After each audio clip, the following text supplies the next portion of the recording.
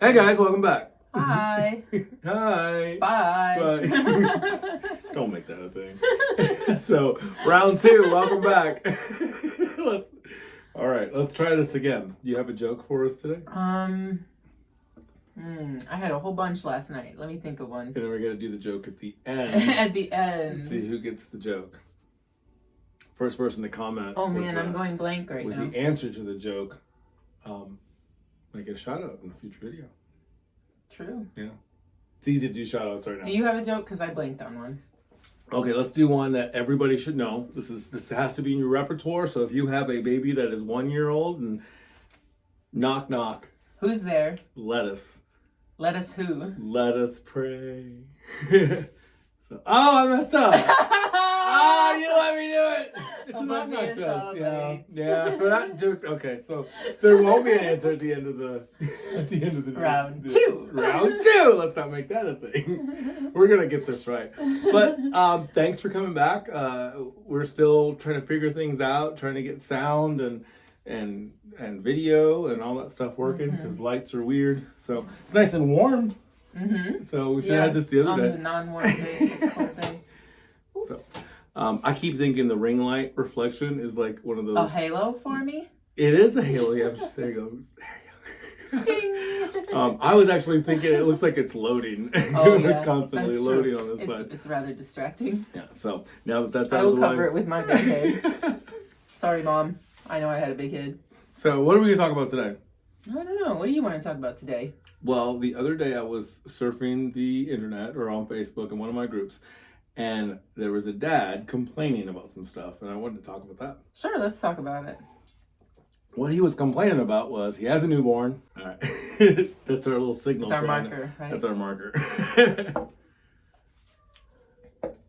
So I was on a website, on a Dad's Helping Dad's website that's out on the internet. It's really good. But one of the dads had mentioned something, and it was that he has this newborn, and the newborn just takes up a lot of time, and he works every day, 6 days a week. Saturday he has to do stuff, and then Sunday is like his only day, and he doesn't have any days to himself. So I wanted to talk about that, how you introduce new lives into your world, and how sometimes that's a good thing, and sometimes it's not so good. So yeah, that's a big topic. So let's break it down. Really deep, really fast. So let's break it down. First of all, with as much education that's going to come behind this as I can, my first reaction to him is, wham! Wham! Yeah. Sorry. It's just, yeah. We'll talk about it a lot more later, but that's my first reaction. Okay, yeah. So let's go with what that means then. So when you have a baby, or if you adopt a baby, or someone dies in your family, or you get married, or you get divorced, things change. And for this young man, Even if you get a dog or a rat or a hamster or a bird, anytime you introduce a new heartbeat into your house, the whole dynamic changes. And one of the good ways to study this, if you want to study this on your own in the secular way, is look at small group dynamics, like management and small group stuff. If you study that, you'll kind of start to see how different roles play, in your own family, and you can come up with whatever that is. So we're talking about that switch. So go ahead. Yeah, and I understand you work very hard. I do. I really understand it. I also understand that Mom's home too. Actually, she works too. So when they're home, when they have the baby, so that's introducing a whole nother dynamic. There you go. Because that baby has two lives that they have to reconcile.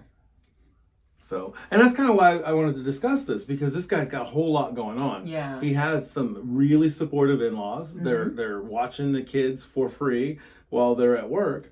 But then when they're home, I think what he's seeing is, it's time for me to be off, and what Mom is seeing is, it's time for I her have to watch the baby. Yeah. And she's getting upset and saying, you're not watching the baby. I've been working all week too.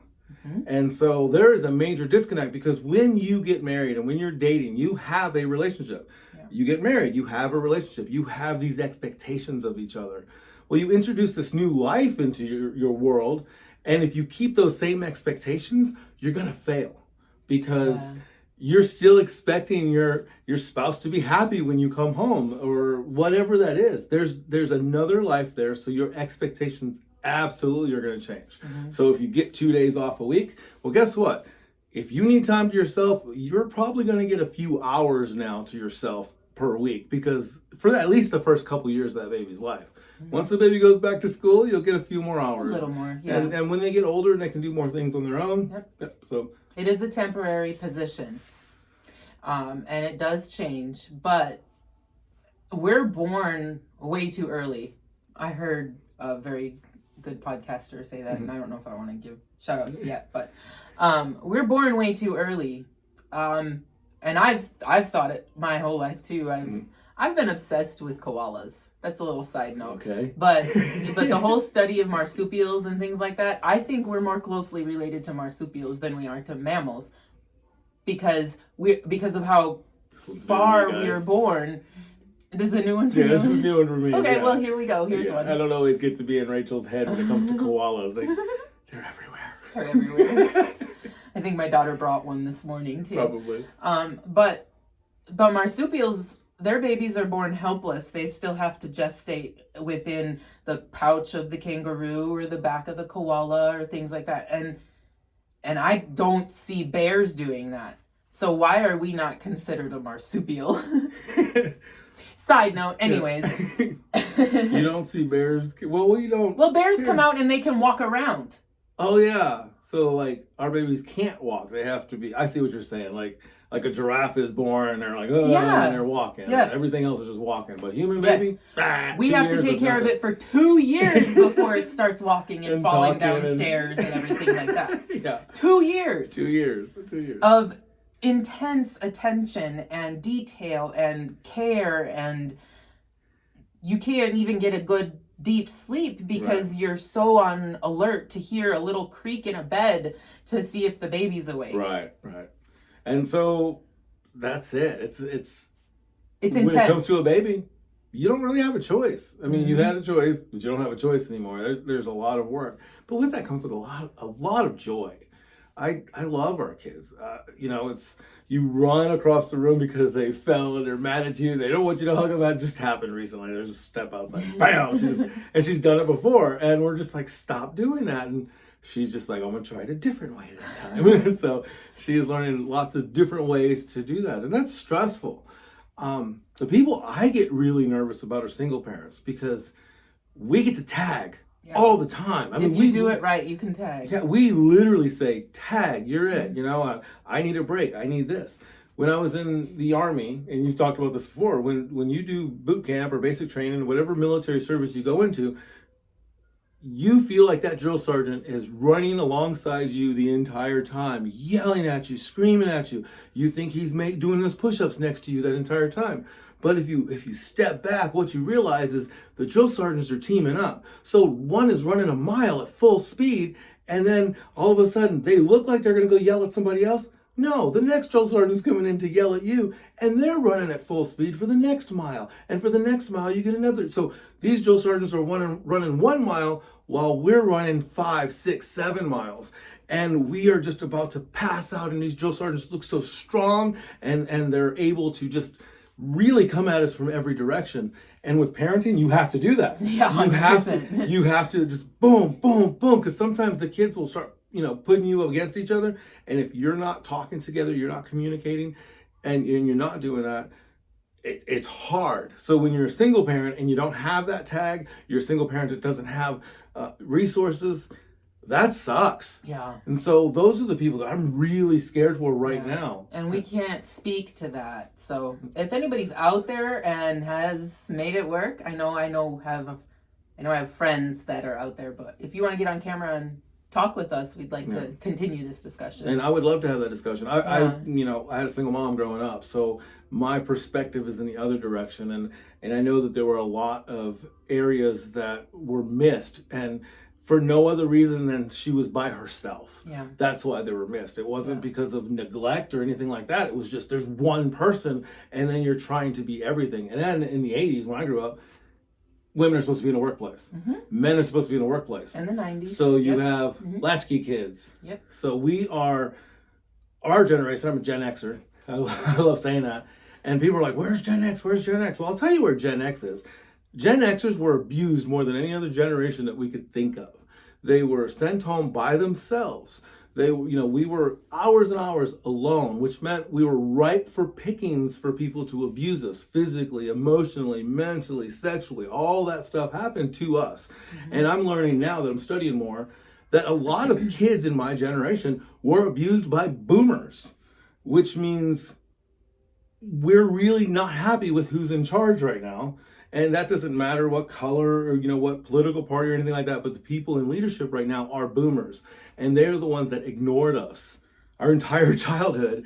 And they never really did anything good for us.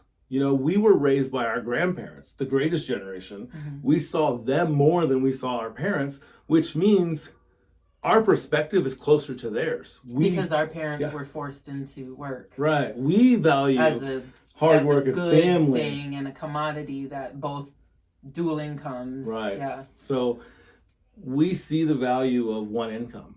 The thing is, in today's society, the only way you can have a one income family is to make a lot of sacrifices. Or to do it all together. It's crazy. Yeah. Back during the Depression, the most successful people were the people that were able to hold on to their property. And the people that were able to hold on to their property during the Great Depression were the people that brought their extended families together and communities together to hold on to that property or to hold on to that city or hold on to that town. Because whether you have war, which today we're recording on Fat Tuesday, Mardi Gras 2023.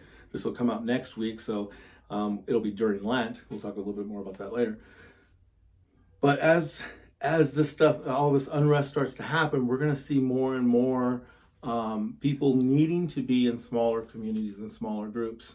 And whether we have war or not, whether things go bad or not, people are starting to see that value because over the last few years, now that they've come out of this pandemic and they're out in the world, they're realizing that the real world, a lot different than the world that's on the computer. Yeah. And so, which is one of the starting reasons to find new perspectives and learning things about the other side, I guess. What is this? Blue pill, red pill? Red pill, blue pill. Yeah. Red pill is more right-leaning. Blue pill is left-leaning. Black pill means all doom and gloom. White pill means optimism. There's a yellow pill in there too. I don't know. I think that just means you're scared. I'm a white pill kind of person. I don't like that there's all these people ripping people apart and just for the sake of doing it. Yeah. We've lost sight of our true leaders. For us, our leaders are within the church. Those are the people that help us define our morals and values. And when you don't have someone defining your morals and values and you're just defining your morals and values yourself, they don't look like morals and values because they just look like things that make you feel good. Yeah. And you will go with what makes you feel good. Every time. Without looking at the big picture or the other consequences that may be hiding around the corners. Right. We chose to be Catholics. Well, I can't say we. I'll say I. Yeah, I didn't choose to be Catholic. You can't. I didn't choose the Catholic life. The Catholic life chose me. Anyways, I chose when I was 14 years old. There was a lot of trauma in my life that made me become so responsible for my own life so early.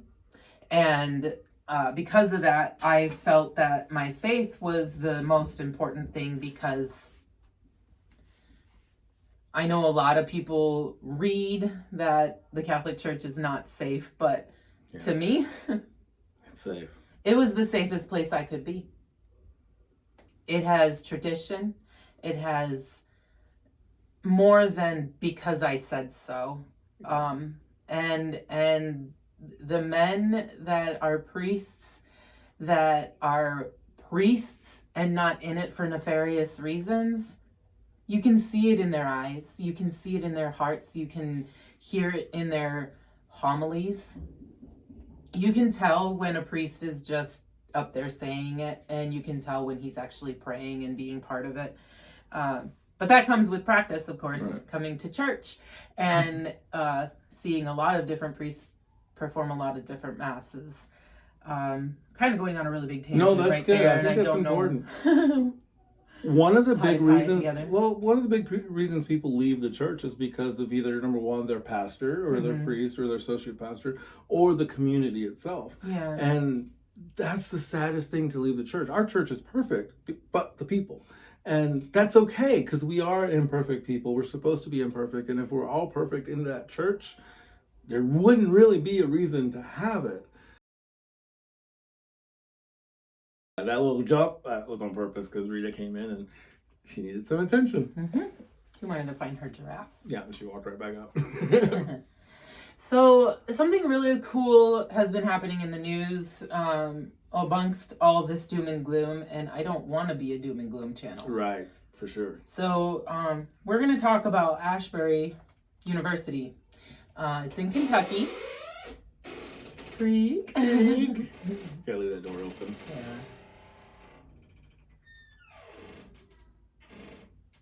Come on in. Hi. Hi. You want to come say hi on the camera? Yeah. Cheese. She's got her uniform on too. Oi. Hi. Hi. Say hi. Bye. Bye-bye. You can leave it open. Yeah, she's gonna close the door behind her. She's so responsible. She is responsible. It's so loud. I don't want to be a channel that talks about doom and gloom. Right, and that's not us. We're not black pills. But we are gonna talk about bad stuff. we Will can, Yeah. because it's important. But let's keep it positive today. But so in the news, Ashbury University is in Kentucky, and they Make baseball bats in Kentucky. Yeah. And they have they have prayer meetings and services. It's a Christian university. And during one of the regular, normal, everyday prayer services that they had, we have, how many do we have a day? 5? Right.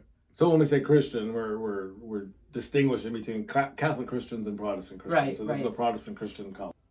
But this university does, I think they said they did like 2 prayer services a day. And during one of the prayer services, one of the pastors got up. I think his name is Zach, and I don't remember his last name right now. But he called forth using the scripture, Romans 12. And I thought that was really cool because it was the start or the beginning mustard seed of a extremely long prayer service that is still continuing. So it's over a week that it's been going on. And it's just impromptu, and people from around the world are flocking to this university to come pray with these people because they're seeing God move in so many tremendous ways. And so when I heard about it, I wanted to get to the root of it to see where it was actually what actually kind of started it, because it was a revival. So I wanted to hear the preacher. Right. And he called forth Romans 12. Romans 12 is a huge verse in our life, especially a huge chapter in our life, especially the verses on mutual love. And they were in our wedding, and they were painted on our wall in our bedroom, and they've been burned into the foundation of our new house that we've built. And the importance of Romans 12 goes beyond 1 Corinthians 13, I think, because it talks about mutual love. It talks about the fact that you need to hate what is evil and hold on to what is good. You need to not accept evil. Yeah, you need to not accept evil. You need to hate it and hold on to what is good. Cling to that which sustains. And it says right in here, Romans 12. Let love be sincere. Hate what is evil. Hold on to what is good. Love one another with mutual affection. Anticipate one another in showing honor. That's Romans 12, chapter 12, verse 9. And she's pushing on my chair. That's okay. She's playing with the light too. That's why I keep leaning over. But we're just gonna let her play. She's being quiet, being good. So see, this is she's under 2, so dad's helping dads. Yeah, she's in us, literally. Yeah. But the thing is, she said that, not me. I don't know how that feels. The importance of Romans 12 is to, especially for people who are kind of got a little competitive spirit. Right. And I know a lot of people have competitive spirit because I have it. But if you anticipate one another in showing honor, what are you doing? You're willing the good of the other person, and you're doing everything you possibly can to help them, and show love to them. Not necessarily help. Help was the wrong phrase, but to show love to them by doing things that will express your love and will make them accept your love. No, it's really well. I love it. So this worship service is still happening. Again, Still happening, yes. So, and I guess he called them to stop? Or no, the university? President, the university president has made a plan for the 24th, which is a few days from today, to kind of call people from where they are out into the community instead of coming to one central place to pray, to use those gifts that you've gotten and that you've prayed for out in the community. It's a sending out. Very cool. Very cool. So pray for those guys. So by the time you see this, it's either still going to be happening or it's not. Yeah, so and he could send them out and they could just stay because they just stayed from before. There's 2 different kind of bends that are coming from the inception of the revival, but God works in multiple ways. Mm-hmm. So one of them is from the pastors calling forward. Another was after the prayer service. Some kids had stayed after praise and worship and everything like that. And one of the kids shared a story about how he attempted suicide and just how vulnerable he was in that situation, called forth more vulnerability and more and more and more. And then it's turned into a prayer service with continual praise and worship and things like that. And I'm hoping that it's a huge outpouring of vulnerability and everybody's just pouring out all their sins. I'm hoping that's what it is. Unfortunately, we can't drive out there to see for ourselves, but not this time. That's my prayer. Mm-hmm. I pray that vulnerability is happening because that's how we can unite as a family. See, here's the thing. We've got all these different faith groups, and I love my Catholic faith. Rachel loves her Catholic faith. We are Catholic to the bone. However, if you just call out to God, we're going to be calling out to the same person. Mm-hmm. And one day we'll be before him together. It's just, you have to truly call out to him, not call out to this version of him that you've created inside of you. Because mm-hmm. God is so much bigger. He's beyond the frame. Beyond, outside that box. So much we put onto God is human. And in our pictures and in the way we think he acts or she acts or whatever, however you want to say it, we put too much of us onto our Creator. Yeah. And the beauty of our church is, yes, we use that gendered language, but it's used in a beautiful way because 2,000 years, we can still look at it and we understand. We have that rich tradition, that rich faith, and I can honor this woman who said yes to God. She's a pretty cool cat. Young woman who had every reason to say no. Mm-hmm. And she said yes. So Bishop Barron calls her the ultimate receiver. Right? That's her model. That's what we have to emulate. Emulate. Thank you. I'm terrible at those words, but she is that, and I love this picture because something I learned from Father Simeon is the colors. So she's wearing a blue robe, which means she's clothed in in divinity, in God.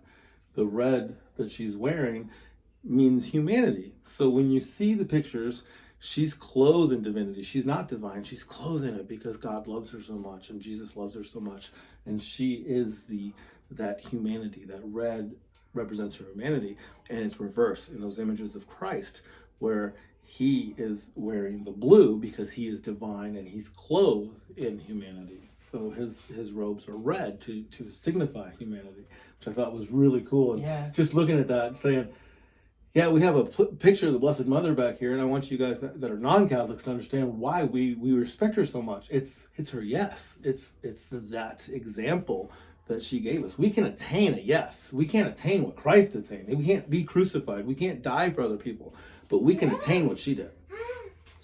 Hi. All right. You know that thing you were talking about? Hold on.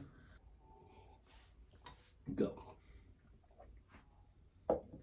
Yes, Mary's ultimate yes, Mary's willingness to just continue and raise Jesus in the light of God and continue to, with all of everything. She could have easily said, Jesus, don't do it. I love you too much.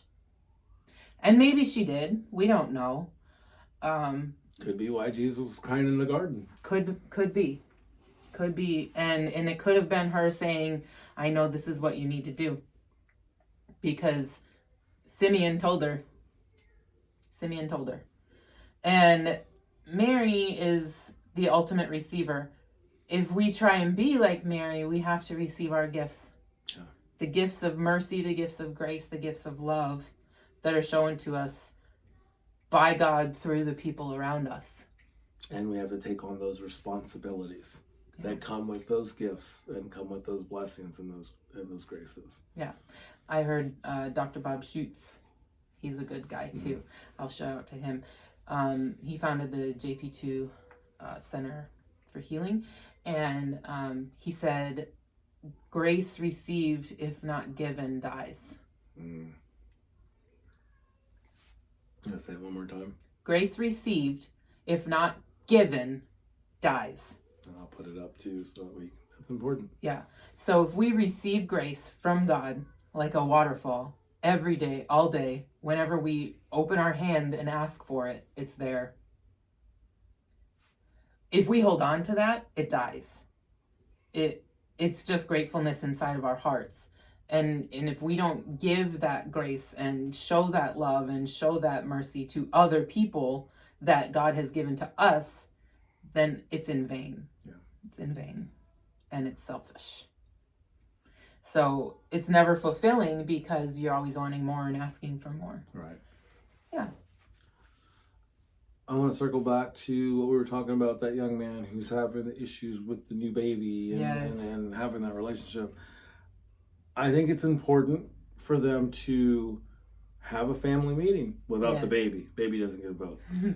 But you have in this case, they have some help with family meeting. This is just mom and dad first. Yeah. If the in-laws are helping, they're helping as a secondary source. They don't need to be part of the plan. Right. They're watching baby. You guys are going off. You're going to go plan what your life looks like now. You did that once. When you first got married and you first moved in together, you said, you're going to do the dishes, you're going to do the laundry, you're going to cut the grass, you're going to take out the trash, you divided all that up. Well, that has to be done every time something changes. Yeah. And that could be adding a life. It could be losing a life. It could be a broken foot. It could be getting a new job, whatever that is. But the me time thing, yes, that's important. But that me time should really be coming in the form of prayer and time that you're passing on yourself to your children. Right now, it's babies are too young to really pass on that knowledge and that wisdom, but you can pass on that holding the baby. It doesn't matter. If the baby doesn't talk to you, I know it's hard as a dad. If the baby's not talking, it's hard to be connected. And it's so important from the time they're really little to just get that skin to skin. I thought that was the dumbest thing. I didn't do skin to skin with my older kids. I did it with my younger kids. It makes a difference. And it helps you to bond with your children when they're younger. And something that moms get to do. Yeah. They get 9 months of it. and we are disconnected. I always say a lot that men don't really realize a woman's pregnant until they can feel the baby kick. And that's the first kinetic action that happens. And they're like, oh, there's something in there. It's awesome. A lot of references to Alien. Yeah, but it's so far down the line, and mom's already had this connection from almost the very beginning. Not the very beginning. There was a point where she didn't even have a connection. Mm-hmm. So she got there before you, and in the case that we were talking. So now it's your turn to get there, and it's just going to take a little extra time. And one of those things is just figuring things out. Church as a family on Sunday is a great time to get free time. You'd be surprised how much time you get when you plan church. Yeah. Because you wake up early, you guys have breakfast maybe, it depends on how early you go to Mass. For us, we go to Mass late enough that we can have breakfast and still do our fast. But some people go to Mass really early, some people go really late. But there's that time of preparation for Mass, there's that time to go to Mass, and there's that time to have a meal, Afterwards. make a meal out of it. Then you spend time with your family, then you can do your, after your kids are sick of you and your wife's sick of you, then you can go outside and work on your car or do whatever it is that you want to do. Then. Have your me time then. You can also have it at 2 a.m. when the baby's in your arms and just wants to cuddle. Yeah. They don't need a dissertation from you every time they wake up. Headphones and a video game. I got through. And maybe just a little bit of this on their back if they're fussy. And most of the time that works. I remember all the bad times where I was up all night and I couldn't sleep and I couldn't do this and I couldn't do that. And then I had to work the next day. And I remember. And I'm still going through it. And it's hard, and it's not for everybody. And it's not forever. The one thing that helps me, ladies, to remember is that it doesn't do any good for both of you to be awake at night. So tell him it's okay to go back to bed. Because tell her it's okay to go back to bed. Yeah. Give them permission. You have to give your spouse permission. Otherwise, they're going to sit in that bed and be like, do I need to help them? Do I need to go out there? And then they're going to start to build resentment because they're like, I can't sleep. And we're getting, just be honest with each other. Sometimes neither one of you want to do it. And you better start rock, paper, scissoring or flipping a coin or something. And that's where you have to be thankful that you have a partner where you can say, look, you take an hour, I'll take an hour. Yeah. Or you change the diaper, I'll make the bottle. Yeah. And then if you have friends that are single parents, help give them a day. Yeah. It's okay. Yeah. Give them a day if you can. Bring your kid with. It's important for other kids to get to see each other. One of the things that I talked about with somebody the other day was help, the word help, and how delicate that can be. Because if you ask for help, then you have to know what you're asking for. And if you don't even know what you're asking for, then it's hard to ask for help. For sure. So if you just say help and then they say how, and you're like, you get mad because you can't explain it, but you're asking. So then you just do it yourself. I say you, it's me. I do it myself. Use people, too many pronouns. Yeah, too many people. So that's one of the things that I had a really hard time with. It was verbalizing how I needed help. And with the middle two kids, I didn't. I just did it all. And I remember being in postpartum for 3 years with 2 kids. I just came out of it a little bit and then I had another kid. So I'm just out of it again. And postpartum, it's not necessarily depression. Postpartum is everything that comes with it, including the adjustment to your life. It should be called something more like new awakenings or something like that. But I don't know. I guess it's too happy. But postpartum is real. And if we don't get a hold of what's going on inside of our head, it boils and builds up. So I want to talk to all those ladies out there that are in the newborn stage or even almost 2 years old that are still feeling like they're not getting sleep. They're not doing right. You can reach out to me. I'm here. And and we can work on it together. If one of you want to get on screen, this is my second shout out to interview people. If one of you is daring enough that is struggling through postpartum right now and you want to get on screen and maybe we can do a live kind of hash it out thing, I'm here. I'd love it. And then you can send an email to beyondtheframecenter@gmail.com. So if you want to reach out, our email for this YouTube channel is beyondtheframecenter@gmail.com. That's where we're going to be doing our in real life ministry here at the Abbey. So once that's available, we'd love to invite you guys out to do that. And one more shout out to the Defenders of the Holy Trinity for providing our shirts. It says sainthood, the choice of a new generation. And we're going to talk more about saints. You know, we talked a little bit about Mary today, but we're going to hopefully go really in depth with some saints in the future and do that. We would really love to have some ideas in the comments. You know, put those questions in the comments and we'll try to hit them. And we are going to try to do one show a week. That's our goal. Sunday mornings. So see us out on YouTube, and we'll do more. So we're coming up on Lent. We're in Lent now, so you'll get this published. It'll be the first Sunday of Lent. So think about, if you haven't yet, how you're going to make these next 40 days before Easter very special and prepare for our Savior's coming. And since Lent's already happened when you're watching this video, it's okay to start today. Yeah. It's okay if you missed a few days, just start from today. Anytime you make a mistake when it comes to your faith life, just start again. Stand up. Just keep going. That's what you got to do. And I do want to mention one more thing. Rachel mentioned earlier that she couldn't really talk to being a single parent. And that's not entirely true. After our second child was born, I was in a wheelchair. And Rachel was everything but changing my diapers. Yes, I was there and I could call 911, but that was about all I could do. So he could hold a baby. I could hold a baby, but so could a bassinet or a playpen. No, not the way Daddy can. But she's had some of that experience, so don't let her. Yeah, I just want to give you that shout out because that's really what being married is about, is knowing that one day, not that I'm going to have to clean you, because that doesn't bother me at all, but knowing that you're going to have to clean me, that's hard. And as we're going into Lent and we're getting ready for Holy Thursday, that's what happens at Holy Thursday. At the end, the priest washes the feet to represent Jesus, washing the feet of the apostles, and it's easy to wash somebody's feet. It's hard to have your feet washed. It's hard to make yourself vulnerable to your spouse and say, you know what, I'm supposed to be your protector. I'm supposed to be your strong person.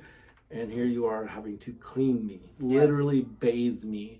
And that is probably the most humble I've ever felt in my life, and absolutely felt like a child. So, and that's when she was going through postpartum. So there's a lot going on there. So we'll get more into some of that stuff later, but credit where credit is due. So we'll call it the Great Vulnerability Movement of 2023. Started by Ashbury.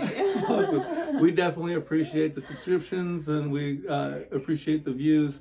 One of the ways we will be able to make our ministry free here is to monetize this channel, because then we can just get money from views and we don't have to ask money from you. Work hard, be kind, have fun.